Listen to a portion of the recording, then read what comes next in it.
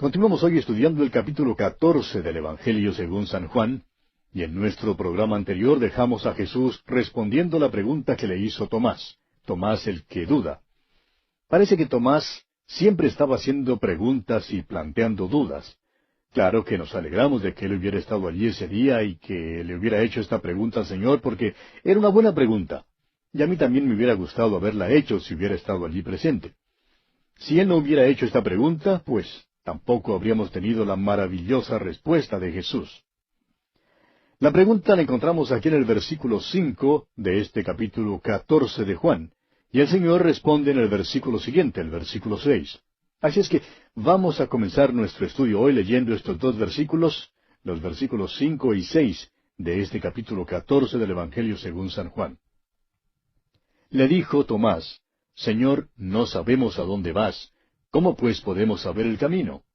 Jesús le dijo: Yo soy el camino y la verdad y la vida. Nadie viene al Padre sino por mí. El artículo en griego es un adjetivo. Jesús dijo: Yo soy el camino. No es simplemente una persona que muestra el camino, sino que Él, personalmente, es el camino. Ninguna iglesia ni ceremonia puede traernos a Dios. Solo Cristo nos puede traer a Dios. O bien tenemos a Cristo o no lo tenemos. O confiamos en Él o no confiamos en Él. Él es el camino y Él es la verdad. No simplemente dice que nos habla la verdad, aunque sí la habla. Él es la verdad y es la vida. No simplemente declara que está vivo. Él es la fuente, el origen de la vida, desde el nivel vegetal más bajo de la vida hasta el nivel espiritual más alto de la vida. Luego el Señor dice: Nadie viene al Padre sino por mí. Y aquí Él hizo de todas las religiones, sectas, cultos e ismos un callejón sin salida. Dice que el único camino a Dios es Él mismo. Esta es una declaración dogmática. En cierta ocasión un estudiante universitario que estaba conversando con un pastor evangélico dijo que no le gustaba la Biblia porque estaba llena de dogmatismo. Y eso es cierto. Él se refirió a este versículo y dijo: Eso es dogmático. Y en realidad lo es, amigo oyente, porque el dogmatismo es característico de la verdad. También los maestros en las escuelas son dogmáticos. Si no lo cree, pregúntele a sus hijos. Son las personas más dogmáticas que uno pueda conocer. Insisten siempre en que 2 más 2 son 4. No importa si se trata de 2 manzanas, 2 vacas o 2 papas, siempre insisten en que 2 más 2 son 4. Ahora, el banco en donde yo tengo mi cuenta también es dogmático. Siempre se sirve del principio de que 2 menos 2 es 0. Y son muy dogmáticos en cuanto a eso. Amigo oyente, permítanos decirle que una de las características de la verdad es su dogmatismo. Pero por otra parte, es importante entender que todo dogmatismo no es verdad. Sin embargo, aquello que es verdad es dogmático.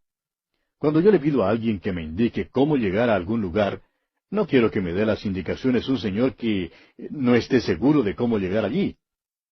¿Sabe usted que millones de personas por más de 2000 años han estado llegando a Cristo en base a esta declaración y han comprobado que es correcta? Los trae al cielo. ¿Por qué no la pone usted a prueba, amigo oyente? Él dice que no hay otro camino al cielo, sino solo por Él.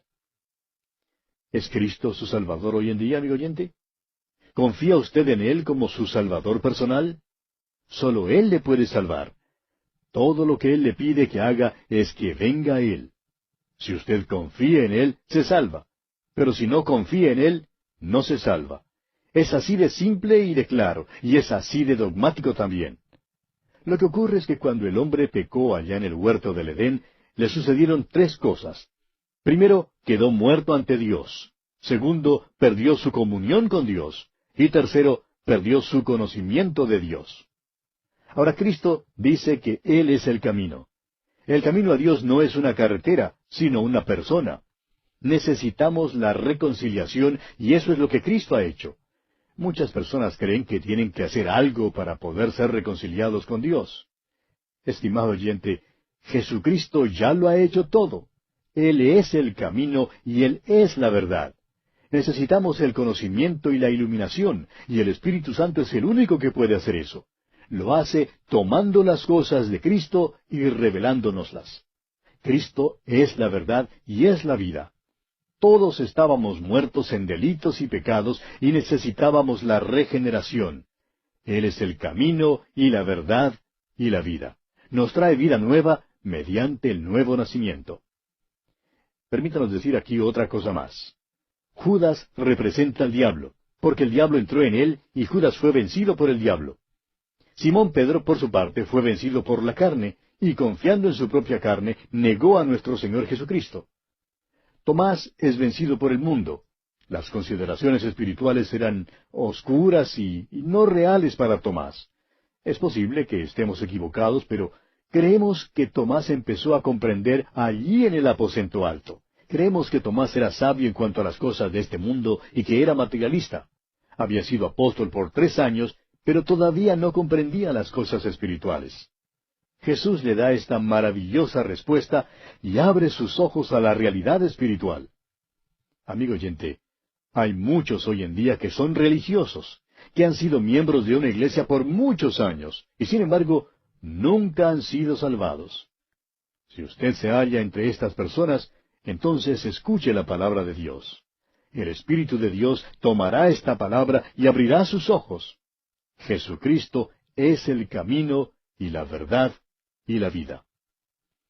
Ahora el Señor continúa hablando aquí en los versículos 7 y 8 de este capítulo 14 de Juan, y dice, Si me conocieseis, también a mi Padre conoceríais, y desde ahora le conocéis y le habéis visto. Felipe le dijo, Señor, muéstranos el Padre, y nos basta. Felipe era un individuo muy callado, lo opuesto del locuaz Pedro. Creemos que Felipe habló muy rara vez. Tenía un nombre griego, y algunos creen que era griego, y bien pudo haberlo sido, pero también pudo haber sido un judío con nombre griego. Felipe, pues, era un hombre extraordinario, porque cada vez que le vemos, está trayendo a otros a Jesús. Usted recordará que él fue quien trajo a Natanael. Felipe era un tipo callado, mientras que Natanael era una persona que siempre tenía una palabra o un proverbio listo. Felipe era el hombre serio, mientras que Natanael era más bien humorista. Nos hemos dado cuenta de que a veces los cónyuges son así. Uno es muy hablador, mientras que el otro es muy calmado, muy quieto. Pero Felipe fue quien trajo a los hombres a Jesús. Recuerde usted que los griegos vinieron a él diciendo que querían ver a Jesús. Y aquí en este versículo 8 de Juan 14, Felipe expresa la ambición más alta que pueda tener un hombre, el deseo más noble expresado por cualquier persona en toda la Biblia. Señor, muéstranos al Padre. Amigo oyente, permítanos hacerle una pregunta personal. ¿Cuál es el deseo de su vida? ¿Cuál es su meta principal? ¿Quiere usted enriquecerse? ¿Quiere ganar fama? ¿Quiere educar a sus hijos? ¿Quiere criarlos en la disciplina y en la instrucción del Señor? Estas pueden ser metas dignas de tener. No hay nada malo con estas metas. Sin embargo, la meta más alta y noble es el deseo de ver a Dios. Ahora notemos la respuesta que Jesús le da a Felipe aquí en el versículo 9 de este capítulo 14 de Juan. Jesús le dijo, ¿Tanto tiempo hace que estoy con vosotros y no me has conocido, Felipe? El que me ha visto a mí, ha visto al Padre. ¿Cómo pues dices tú, muéstranos el Padre? Felipe sabía por las Escrituras del Antiguo Testamento que Moisés había visto la gloria de Dios y que Isaías tuvo una visión de la gloria de Dios. No creemos que debamos interpretar la respuesta de Jesús como un reproche para Felipe. Jesús le dice que ha hecho muchos milagros. Felipe no había visto la gloria de Dios como la vio Moisés o Isaías, pero había visto a Jesús y había oído sus palabras y presenciado sus obras. Todo lo que Felipe quería ver ya lo había visto en Jesucristo. Había visto a Dios porque hay más revelación de Dios en Cristo que la que habría si Dios mismo se apareciera en el cielo, así como lo hizo con Moisés. Felipe tenía mayor revelación de Dios porque él le había visto en la carne y había estado con él por 3 años. Recuerde usted que el autor de la carta a los Hebreos dice allá en el capítulo 1, versículo 3 de esa carta, que Jesús es el resplandor de su gloria y la imagen misma de su sustancia. Y aquí en este versículo 9 de Juan 14, Jesús le dice a Felipe que el que me ha visto a mí, ha visto al Padre. Ver a Jesucristo es ver al Padre en su poder, en su carácter y en su amor. Allá en el capítulo 4, versículo 24 de este Evangelio de Juan, Jesús le dijo a la mujer samaritana, Dios es espíritu, y los que le adoran, en espíritu y en verdad es necesario que adoren. Asimismo, al comienzo de este Evangelio, en el versículo 18 del capítulo 1, Juan dice que a Dios nadie le dio jamás. El unigénito Hijo que está en el seno del Padre, Él le ha dado a conocer. Es a Jesucristo a quien vemos. Vamos a pasar toda la eternidad con Él. ¿No cree usted que es de vital importancia que usted venga a conocerle? En el versículo 10 de este capítulo 14 de Juan, el Señor Jesús continúa hablándole a Felipe y dice, ¿No crees que yo soy en el Padre y el Padre en mí? Las palabras que yo os hablo, no las hablo por mi propia cuenta, sino que el Padre que mora en mí, Él hace las obras. El Señor Jesús aquí hace notar el testimonio de sus palabras y de sus obras. Son lo mismo, lo uno es igual a lo otro. Él era perfectamente consistente. Nuestro problema, en cambio, es hacer que nuestras palabras y nuestras obras sincronicen. Hacemos grandes declaraciones y damos testimonios gloriosos, pero ninguno de nosotros vive una vida perfecta. Es por esto que cada cristiano debe separar un tiempo para la confesión. Como vimos en el capítulo 13, Jesús dice que Él tiene que lavarnos para que podamos tener comunión con Él. Son demasiados los cristianos que pierden su comunión con Dios porque creen que son buenos, pero sus palabras y sus obras no son consistentes, y es necesario confesar esto. ¿Se ha fijado usted alguna vez que el Señor Jesús nunca apeló a su propia mente ni a su propia voluntad para hacer una decisión? Él dice, las palabras que yo os hablo, no las hablo por mi propia cuenta, sino que el Padre que mora en mí, Él hace las obras. Cuando Él hablaba, amigo oyente, expresaba la voluntad del Padre. Todas sus obras eran la voluntad del Padre. Por tanto, le dice a Felipe que cuando él oía las palabras de Jesús, estaba oyendo las palabras del Padre. Y cuando veía las obras de Jesús, estaba viendo al Padre obrando por medio de Jesús. Usted notará que Jesús tiene interrupciones durante su discurso. Primero fue Pedro y luego Tomás, y ahora Felipe. Pero ahora Jesús sigue dando su discurso hasta el versículo 22, cuando nuevamente le interrumpen. Continuemos pues con el versículo 11 de este capítulo 14 de Juan. Creedme que yo soy en el Padre, y el Padre en mí. De otra manera, creedme por las mismas obras.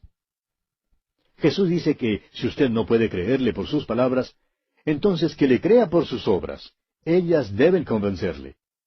Y ahora el versículo 12 continúa diciendo Jesús, de cierto os digo, el que en mí cree, las obras que yo hago, él las hará también, y aún mayores hará, porque yo voy al Padre. Cuando nuestro Señor estuvo aquí en esta tierra, hizo grandes obras y milagros.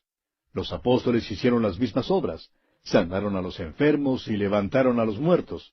Con todo, Jesús dice que aquellos que creen en Él harán mayores obras. Ahora, ¿cuál es la obra mayor que harán? Bueno, en el día de Pentecostés, Simón Pedro, quien había negado a Jesús en la noche en que fue arrestado, predicó un sermón y 3,000 personas creyeron en el Señor. Pensamos en los hombres que a través de los años han invertido sus vidas en ganar a hombres, mujeres y niños para Cristo.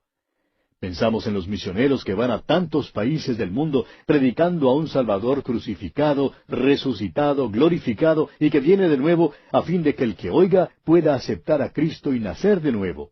Ese es un milagro mayor que el de sanar a los enfermos. ¿No le parece? ¿Cuál es mejor? ¿Sanar el alma o sanar el cuerpo? Cuando el Señor Jesucristo estuvo en la tierra, hizo el milagro de levantar los cuerpos físicos de los hombres. Pero nosotros tenemos el privilegio de predicar a Jesucristo para que los hombres, cuerpo y alma, puedan vivir eternamente. El logro supremo es traer a los hombres y a las mujeres y a los niños a una correcta relación con Dios. Ahora, ¿cómo se hacen estas obras mayores? El Señor Jesucristo dice aquí al final del versículo 12, porque yo voy al Padre. ¿Ve usted? Es Jesucristo mismo quien todavía está obrando. Pero hoy en día lo hace por medio del instrumento humano. Obra por medio de la frágil carne humana. Pero así es como obra hoy en día.